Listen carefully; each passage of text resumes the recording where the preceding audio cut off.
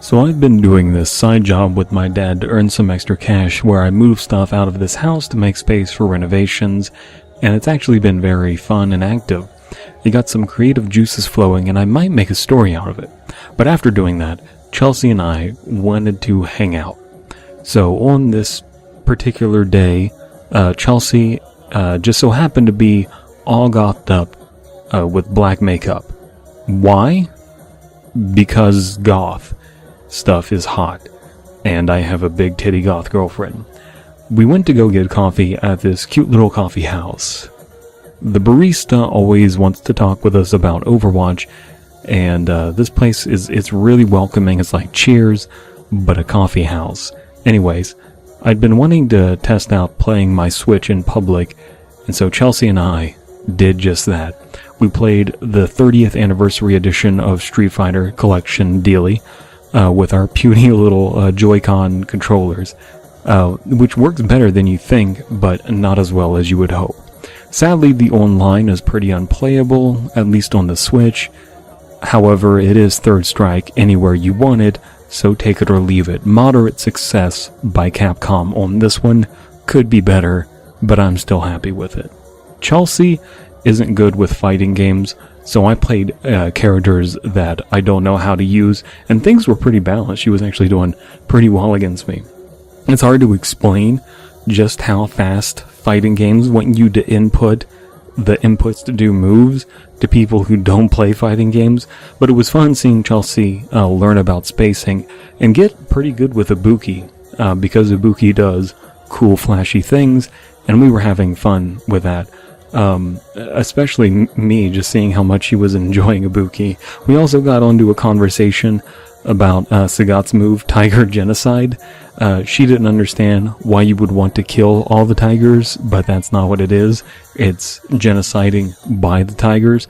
I'm not sure who the tigers want to eliminate, though. After this, it was a good time to read a few stories. Here is that.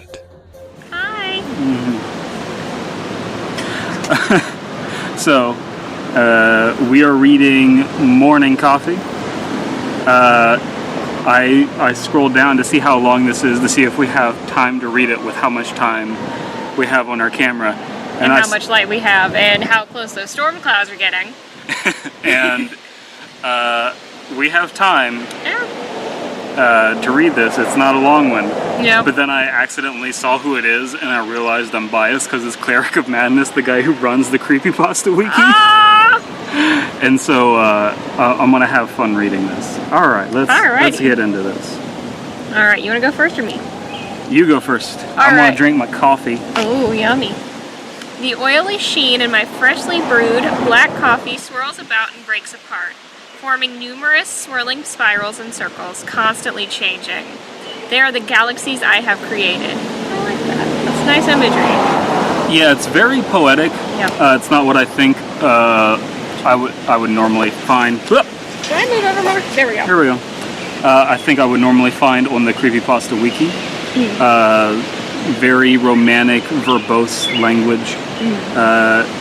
But let's see where this goes. All right. I wonder what planets might exist in my little universe. I blow and poke at the surface of my morning brew, destroying galaxies and civilizations with every stab. It reminds me of the ending of Men in Black. Yeah, it does. It very much does. I'm trying to remember what all happens at the end of Men in Black. It's I like, think all the galaxies are in little marbles. Little marbles. Little marbles. And now that reminds me of Rick and Morty with the car batteries. Oh, yeah. And Stephen Colbert. Right. And Dan Mintz. Because you know that's Tina, right? Who is Tina? The guy from the white guy inside the battery. Oh, that's Tina? Is the guy who plays Tina in Bob's Burgers. Oh, snap, I didn't realize that. Yeah. I wonder what planets I might... Okay, destroying galaxies and civilizations with every stab. Blowing wind. Blowing gusts of wind. Send the universe into upheaval. Entire solar systems crashing into one another. I laugh, applauding myself for being such a wicked deity today. Oh god, I got something in my eye. Probably a bit of tree. You all right there? Yeah, I'm fine. I was going down on you last night, and I got something. I have no idea, like just like a fleck of dust went in my eye, and I have no idea where it was. I was wondering what was happening with you. Yeah, well, we had to like take a break because I got something that really stung in my eye, and we have no idea what it was. Right. I think you must have just been like dusting with your ass or something. Yeah, I was dusting my room with my butt. And then I got dust in my eye from your ass. Ass dust. That's a good insult to yell at old people. I bet you have a dusty ass. I take a sip and nearly heave. The brew is bitter and I can almost feel it fighting back. It tastes like anguish. It's not nearly as bad as the universe in my soup last night. Gave me heartburn with all the fires of hell. Being God isn't easy, especially when you create life every time you wake up. I think God might be angry at us for having dusty asses. Is this Cleric of Madness getting mad at us? This might be. Being God isn't... I don't think so. Cleric of Madness doesn't really get mad. Yeah, he seems pretty nice. He seems pretty above board. Being God isn't easy, especially when you create life every time you wake up. Watch out, humans. Tomorrow, I might decide to have donuts, your donut for breakfast. Okay, so humanity lives in a donut. Humanity is like a donut. And the laughs that I create are like sausages. Yeah. I don't know how to feel about this. This is a real short story, but I gotta be real, not a fan, Cleric. How do you feel about this? I feel like it's very apropos that I found Bible verses on the ground before we read this. You wanna show them? Yeah, you wanna show them that? Yeah, where did that go? Which pocket did I put that in? We traveled over here and found these Bible Somebody, verses. some poor little Bible student left this over here. Bible verses and direct references to getting drunk in the Bible. Pretty great. It leads to addiction, my friends. It leads to addiction. Addiction to donuts. And then, where is that? It says 3B. I want 3B to sit on my face, killing me instantly. So that was the only coffee story that we found that was of any manageable length. It happened to be by a person that I know. That's pretty funny. That's a pretty good coincidence. And this story definitely was not written for me. The story was short enough to where I didn't see where it was going. Right. I think that it is kind of cute that you're like, oh, look at these metaphors. And then like the joke is, the pun is like the twist. I'm God anyway. It's like, it's not a metaphor, it's literal. Like this is just the thing. And God went, I have certainly written stories along these lines from the perspective of a god or something like that, and like them. So I have mixed feelings. How do you feel about it? I think I like it. I like the imagery used in it. Personally, I don't find it creepy, but that's just me. That's not the kind of thing I generally find creepy. I found another short one. Let's read this one. Oh, yeah, sure. This is Black Coffee. Black Coffee. Is it also by Cleric of Madness? Maybe. Maybe. No. It's on quotev.com. Reputable website. Maybe you'll be able to find this. If not, you can read off mine. Okay. But I think it's by a person named Blue. It might be. Blue, da-ba-dee, da-ba-dee. I found it. That might just be the person who uploaded it. But let's read this. All right. I'm sending this email to warn you. It is in the coffee. I knew something was wrong when I took the first sip. They put out cigarettes in the coffee. Oh, I was thinking someone was putting their dick in the coffee. That's where my mind went to. I'm thinking of the time that hentai comic where boss asked a Fuda girl to come in her coffee for creamer. Yeah, that's pretty good. It seems like a lot of Western Fuda artists who do Fudanari porn have a real sense of humor. Do you know Shia? No. It's S-H-I-A, Shia. I don't know if it's a man or a woman, but they like draw a lot of Fuda comics, especially like related to World of Warcraft. Okay. Go look them up. Their art is really funny, but they just have like such a sense of humor, and like Fuda artists really love giant, big ass Fuda dicks. Huge. And this person likes that too, but like recognizes how fucking silly and stupid it is and makes jokes about it constantly. Okay. I don't want to tell you their jokes. Genuinely, go look up those comics. I did read a joke the other day that was like, what was it? I like my women like I like my coffee with only my dick in it. Yes. That's the best format is Coffee joke. women like coffee because it's endless. You can just Right, you can put anything in there. just put anything in your coffee. Right. Oh, beautiful puppy. You'll never get to see it. It's a German Shepherd. Very cute. Very good dog. All dogs are thoughts. Oh, that horse over there? That horse over there. There was something spicy about it. Spicy. I thought one of the office girls. Here it goes. I thought one of the office girls had doctored it up with some cinnamon. Okay, just colorful language. That makes I get it now. When I asked Jamie, the office manager who normally made the coffee, she announced it had been percolated when she arrived. There is a fish in the percolator. That's what's going on. Someone put a fish in the percolator. Oh, someone put a mud skipper in there? My niece, I have like a, what do you call that? A humidifier. And it has like this thing to keep the air clean, the water clean. And it's a little fish shape. And it's shaped like a fish. And my niece Ava thinks that it's like a real fish. Yep. And it has like these little micro dirty things in it that collect the dirt. Right. And so she sees the dirt in it. It's like, it's got dirt in it. And I'm like, beats the dirt. And we've named it Mud Skipper. Mm-hmm. And she says it Mud Skeeper. Mud Skeeper. Mud Skeeper. She says it like she's a little Russian girl. And so she's been asking to get a fish constantly. She needs to get a fish.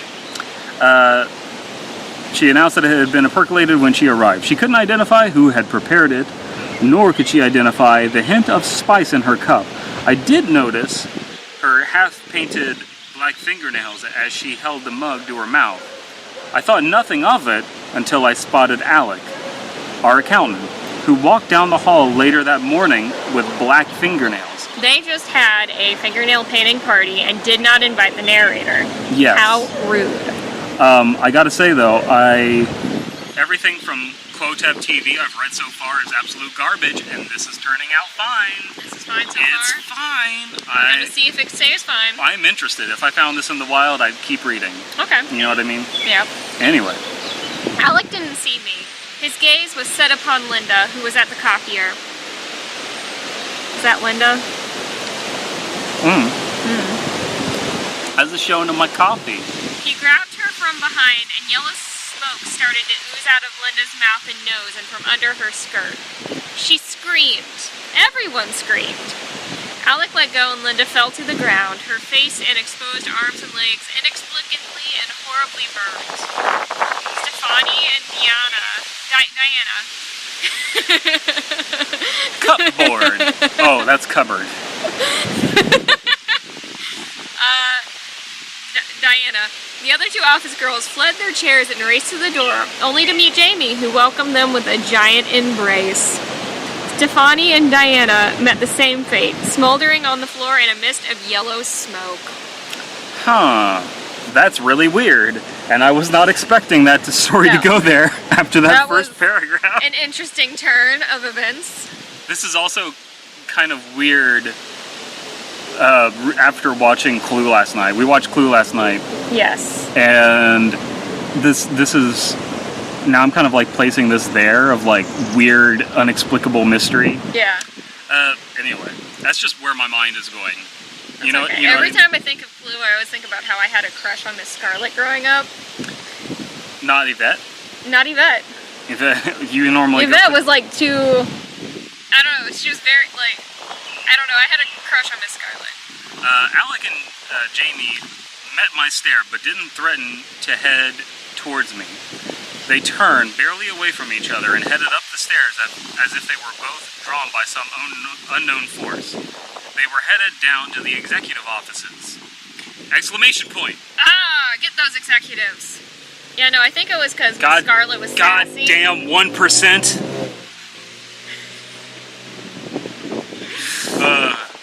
But yeah, no, I think it was because Miss Scarlet was sassy, and I didn't think Yvette was sassy enough. Like, she had the tits, but she wasn't sassy. And it's starting to rain. It's starting to rain.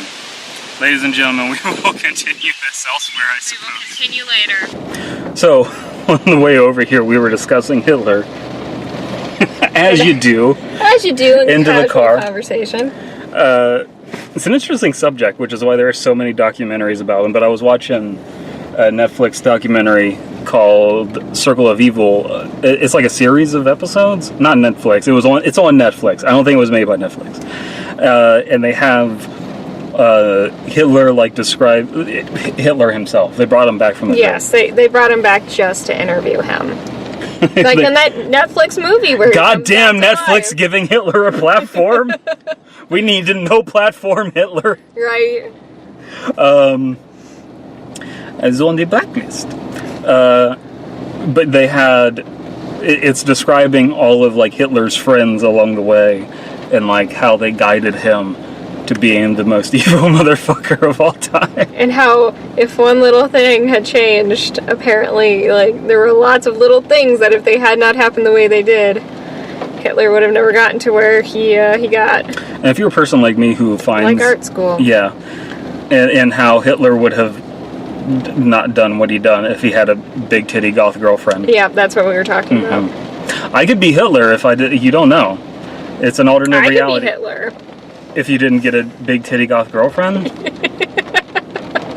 If I wasn't the big titty Look at me, look at me.